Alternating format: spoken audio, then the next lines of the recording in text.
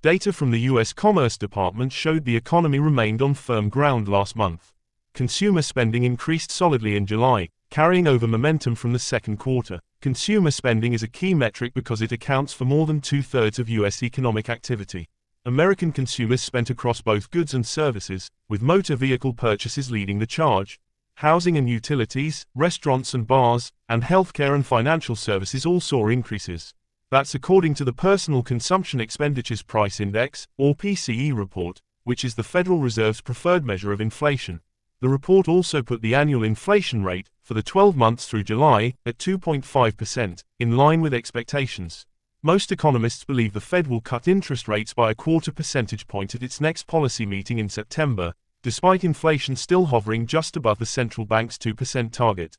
The Personal Consumption Expenditures Price Index, the Federal Reserve's preferred way to measure inflation, rose 0.2% last month and 2.5% over the past year. Both the monthly and annual inflation rates came in close to economists' expectations.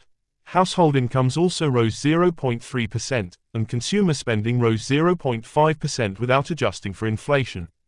Inflation-adjusted consumer spending still rose 0.4%. The new inflation figures come less than a month before the Fed is expected to cut interest rates at a highly anticipated September policy meeting.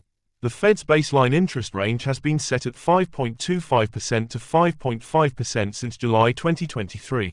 The Fed is expected to cut interest rates by at least 0.25 percentage points at the conclusion of its two-day policy meeting September 18.